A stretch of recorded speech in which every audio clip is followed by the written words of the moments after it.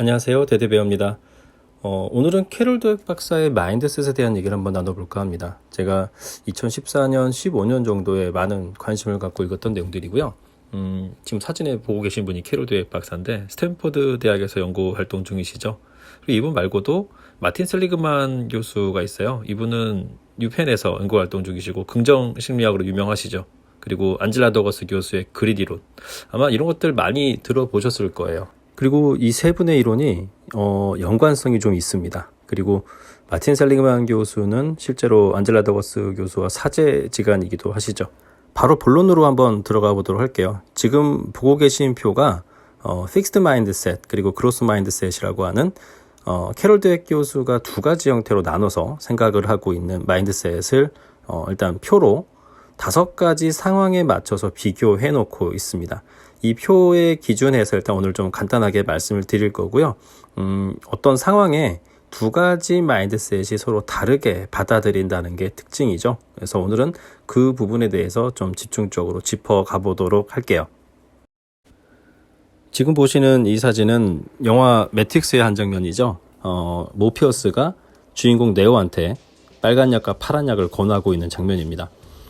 저는 개인적으로 빨간 약은 크로스 마인드셋으로 한번 생각을 해봤고요. 파란 약은 픽스드 마인드셋이라고 한번 생각을 해봤어요.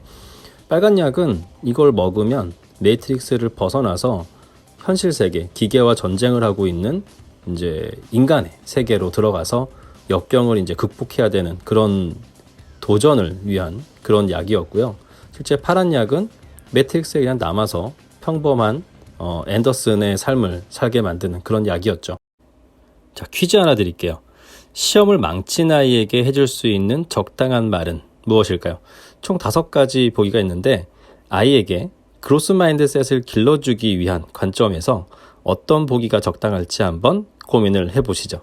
아마도 일반적으로는 4번을 많이 선택하셨을 거예요. 넌 재능이 있으니까 다음엔 잘할 수 있을 거야.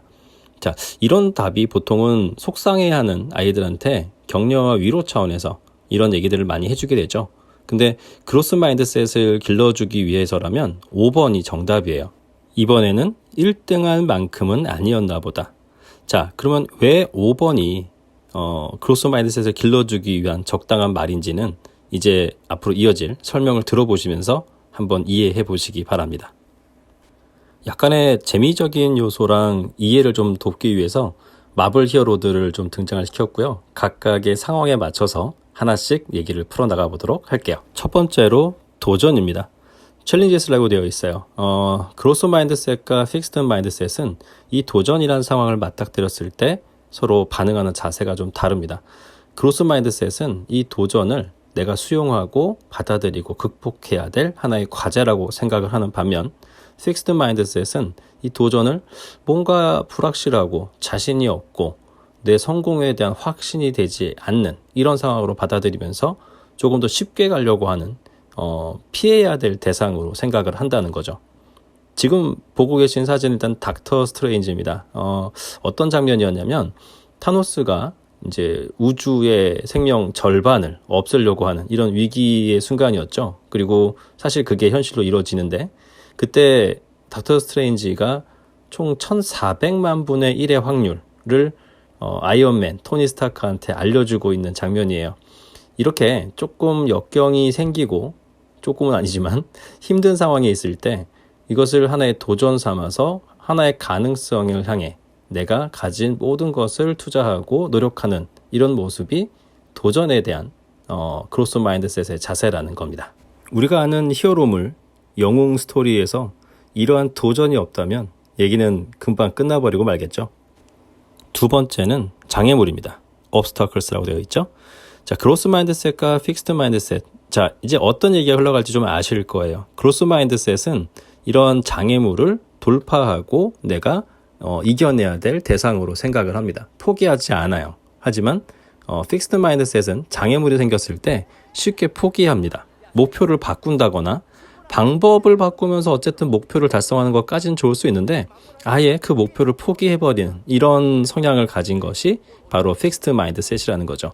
지금까지 열심히 벽을 부시면서 달렸던 이 친구는 엑스맨의 저거노트라는 캐릭터죠. 사실 빌런이에요. 악역인데 이 친구는 직진밖에 모르고 멈출 줄 모르는 그런 친구죠. 그로스 마인드셋이 그렇다고 해서 저돌적이라는 얘기는 아닌데요. 일단 목표가 생겼을 때 그 장애물이 생긴다 하더라도 일단 멈추지 않고 장애물을 돌파하고자 하는 의지를 한번 담아보려고 했습니다. 세 번째는 노력입니다. effort. 자, 먼저 픽스드 마인드셋은 이 노력을 어떻게 생각하냐면 내가 능력이 있고 머리가 좋은데 왜 노력을 해야 되지? 노력을 하는 거는 나보다 못한 사람들이나 하는 거야 라는 생각을 한다는 거죠. 그래서 노력에 대해서 상당히 평가절하하고 있어요. 하지만 그로스 마인드셋은 이 노력이 내 능력, 내가 가진 재능을 더 발전시켜 줄 수 있는 방법으로 생각한다는 거예요. 큰 차이점이 있죠. 지금 보고 계신 장면은 스파이더맨이 반으로 갈라진 배를 거미줄로 붙여서 몸으로 버티고 있는 장면입니다.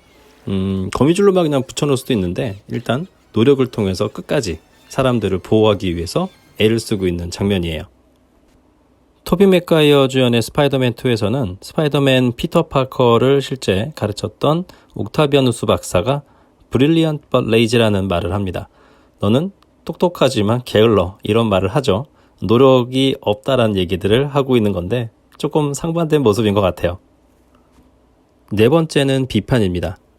나를 향한 비판을 어떻게 받아들일 것인가. 픽스드 마인드셋은 이러한 비판을 객관적으로 받아들이지 못해요. 나한테 누가 좋지 않은 소리를 하는 거야. 음해하고 있어. 악담이야. 이런 생각을 하면서 무시하고 어떠한 자기 발전의 포인트도 잡아내지 못해요. 하지만 그로스 마인드셋은 이러한 비판 속에서 나의 또 다른 성장 포인트를 잡아내고 단점을 보완할 수 있는 계기로 삼는다는 거죠. 캡틴 아메리카가 아이언맨 토니 스타크에게 넌 아이언맨 수트가 없으면 아무것도 아니야 라고 비판을 하고 있죠. 강철로 되는 그걸 벗으면 뭐지? 천재, 억만장자, 플레이보이, 독지가 입만 살아 떠벌리는 쥐새끼. 토니 스타크는 사실 특별한 능력이 없잖아요. 그러니까 초능력이나 이런 건 없고 아이언맨 수트를 가지고 이제 초인적인 능력을 발휘하는 그런 캐릭터인데 사실 대답은 어떻게 하냐면 나는 머리 좋고 돈 많고 여자들한테 인기 많고 원체 좀 자기애가 강한 캐릭터잖아요. 그러다 보니까 대답은 그렇게 합니다. 이 대답은 사실 픽스드 마인드셋에 가깝기는 한데 토니 스타크는 사실 그로스 마인드셋을 가진 그런 캐릭터 중에 하나기는 해요. 이런 토니 스타크는 스파이더맨을 아들처럼 아꼈었는데요. 어서 많이 봤던 대사죠. 방금 캡틴 아메리카가 토니 스타크에게 했던 그 표현 너는 수트가 없으면 아무것도 아니야 라는 말을 다른 형태의 교훈으로 스파이더맨에게 전해주고 있는 장면이에요. 네가 그 수트 없이 아무것도 아니라면 더더욱 넌 그걸 가질 자격이 없어. 알겠어? 이렇게 얘기를 해주고 있죠. 초능력과 장비에만 의존하지 말라고 따끔한 충고를 해주고 있는 거죠. 이거는 재능만 믿고 노력하지 않는 그런 픽스드 마인드셋을 고치라고 하는 그로스 마인드셋을 길러주는 아버지와 같은 어떤 그런 한 장면인 것 같습니다. 원래 부자지간인 토르와 오딘 사이에도 비슷한 대화가 오고 갔는데요. 망치가 부서져 버린 토르에게 망치에 의존하지 말고 네가 가진 원래의 재능이 있고 너의 노력을 통해서 다시 일어설 수 있다라고 아버지가 조언을 해주고 있습니다. 자, 이제 마지막 5번째입니다. Success of others. 다른 사람의 성공을 받아들이는 자세도 두 마인드셋은 확연히 다른데요. 그로스 마인드셋은 다른 사람의 성공을 통해서 새로운 영감을 얻고 내 단점을 보완해서 다시금 새로운 성장을 위한 발판을 삼는 반면 픽스드 마인드셋은 시기와 질투 그리고 내가 빼앗긴 기회로 생각하는 경우가 많습니다. 지금 이 장면은 아이언맨 1편에 나왔던 토니 스타크와 오베디아의 대화인데요. 오베디아는 토니 스타크의 아버지 하워드 스타크의 친구죠. 함께 일을 했을 때도 그렇고 아들인 토니 스타크가 회사를 물려받은 상태에서도 본인은 2인자일 수밖에 없는 상황에서 무한한 질투와 시기심을 가지고 있습니다. 그리고 극 중에서는 마지막에 토니 스타크를 공격하는 빌런의 역할을 맡게 되죠.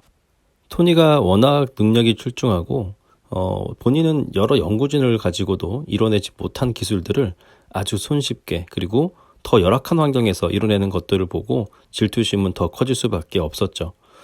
근데 사실 저는 이 5번째 관련해서는 두 가지가 다 존재할 수 있다고 봐요. 그러니까 시기와 질투심이 아주 나쁜 것만은 아니라고 생각은 합니다. 그게 어떻게 잘 승화되느냐의 문제인 것 같은데 시기와 질투심을 바탕으로 내가 조금은 더 다른 기회를 내가 직접 만들어서 그것을 놓치지 않겠다. 그리고 그것을 향한 노력을 하겠다라는 형태로 변모가 된다면 이것도 뭐 나쁘지는 않은 것 같아요. 사실 저도 좀 약간 그런 성향이 있고요. 이제 왜 이 문제의 정답이 5번이었는지 조금은 더 잘 이해가 되실까요? 평소처럼 4번과 같은 대답을 해준다면 아이들은 재능을 믿고 노력하지 않는 모습으로 성장할지 모릅니다. 근데 5번과 같은 답도 사실 조심해서 해야 돼요. 약간은 그 아이들에게 권위가 있는 부모님이라던가 직접 수업하시는 선생님이 그런 얘기를 해준다면 조언처럼 애들이 겸허하게 듣고 잘 성장할 수 있을 것 같은데 경쟁하는 학생이라던가 친구들이 이런 얘기를 한다면 상당히 기분 나쁠 수는 있겠죠. 자, 이렇게 오늘은 캐롤 드웨ck 박사의 마인드셋에 대한 얘기를 간단히 한번 다뤄봤습니다. 좀 잘 전달이 됐는지 모르겠네요. 저 옆에 있는 책은 뭐냐면 앤젤라 더거스 교수의 그릿이라는 책입니다. 그릿에 대한 얘기도 사실은 좀 해볼 것들이 좀 있어요. 그래서 다음에 한번 기회가 된다면 다뤄보고 싶어서 한번 그림을 한번 얹어봤습니다. 자, 오늘은 여기까지 하고 다음 시간에 또 뵙도록 하겠습니다. 감사합니다.